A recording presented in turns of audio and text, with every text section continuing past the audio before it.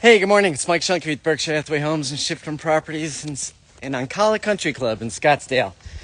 We're a little bit early this morning, but we've got some appointments this morning, and I've got to be in California at 3 o'clock. So I wanted to just talk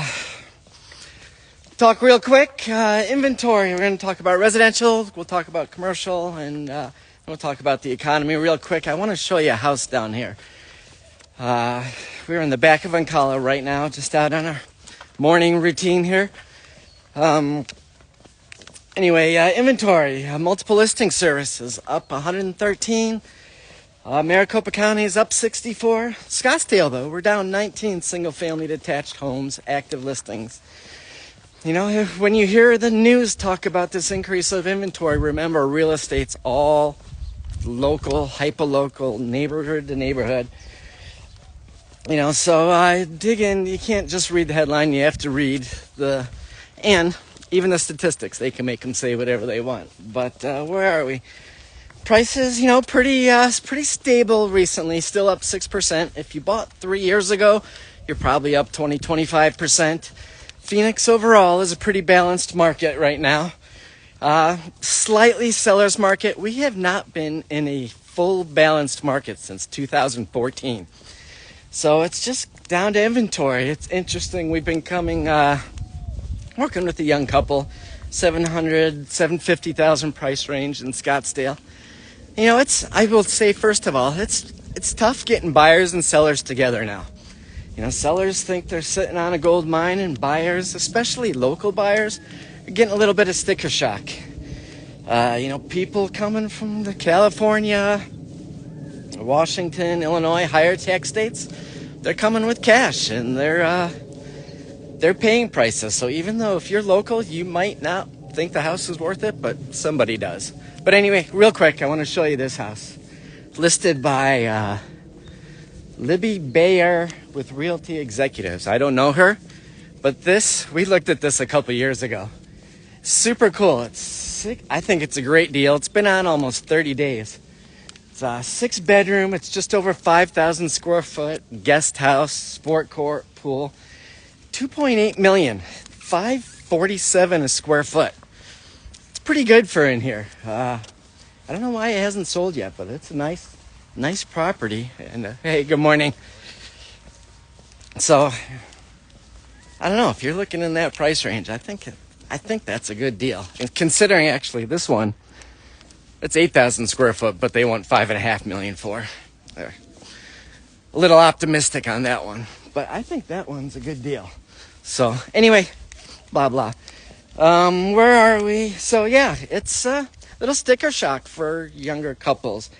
Affordability calculations have kind of changed. Remember, they're comparing things over the past 40 years. They're talking about affordability numbers. 40 years ago, households were one income, one sole earner. Now they're looking at, they're still kind of talking about that. Or there's different ways to calculate it. But now most households are 2 income. That's normal. So it's pay attention to the statistics. Like I said before, you can make statistics say whatever you want. So anyway, it's been tough getting buyers and sellers together.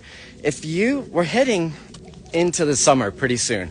If you've got a house on the market, it's not under contract yet, you've got about a month left to sell it. Especially in the luxury market, it's going to start to, well, not so much the past couple of years, but historically, some are kind of, especially the higher end houses in Scottsdale, slows down. So if you see a property you like, make an offer. If we can prove your number, let's put it on paper, put it in front of them. You never know. Have a conversation. I say that's, I'm kind of old school. I'd like to pick up the phone and have a conversation. So, anyway, commercial is interesting. Listening to CNBC this morning, Joe Kiernan and Bill Rudin. Bill Rudin is a big New York developer. And I had it on in the background, and I was listening, and they were talking about the problems in the commercial real estate market. Well, to the normal general person who doesn't really pay attention and just listens, that sounds like the whole commercial market's going to crash. Well, remember, there's a bunch of different asset types in commercial. There's $1 trillion of commercial-backed loans maturing in 2024. But there's a lot of private money out there sitting on the sideline. Lending requirements have gotten pretty tight for commercial. And commercial's tough anyway. It's always been tough to finance, but there's low liquidity in the commercial-backed securities market. So that's gotten pretty tight. Here's a new one. I don't know anything about this house. That's interesting. Launch. David Newcomb. We'll have to check that out. It's on the golf course. But, but I think that, banks don't want to they don't want the commercial properties.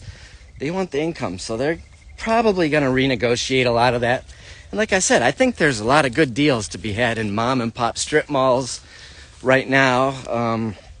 I think that's a good opportunity. Industrial, smaller industrial, I think, is pretty hot right now. Land is always hot, especially in the Phoenix area. And this hotel thing has got me. I was digging around hotels, the small hotels. I think there's some opportunity there, but that brings us to the economy. We're still dealing with inflation. Some smart economic people came out this week and they started talking about a coyote. My wife doesn't like coyotes. They're scared of us, but they like Ruby. You see him? Okay. It's a busy time of year for coyotes lately on our morning outings. But they don't bother you. They run the other direction. What were we talking about? Some smart economists came out this week and said, I don't care what side you sit on politically. It's no secret that it's pretty crazy times. And the U.S. sells bonds for investment. Are other countries looking at the U.S. bonds and saying, typically U.S. bonds, they have a zero risk. They've always paid risk. I think France is like 1%. There's a risk premium, but the U.S. has always been zero risk. Are we starting to add risk to the bonds? Well, that lowers the price, makes it less attractive, increases rates. And people are still talking about, if anybody tells you that rates are going to fall, ask them why. I always hear if, I hope, I want, and I understand that completely. A lot of real estate investors and developers, you want to borrow money cheap and you want to lend it at a higher rate. So we've just gotten accustomed to the low interest rate environment.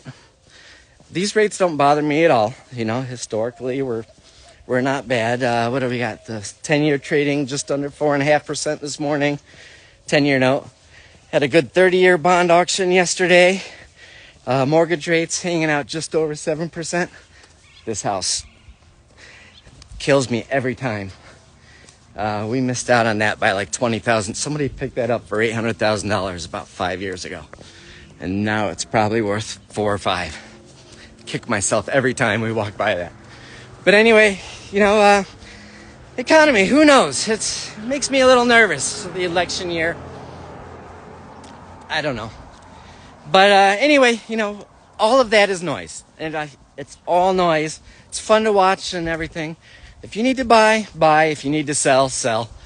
Just focus on you and now. What works for you. If the numbers work on your investment property, great. If they don't. I am seeing, not just me, I'm getting a lot of calls, getting people out of deals that they thought were good deals. And I'm hearing that more and more. Other brokers, too. I'm getting calls all day long.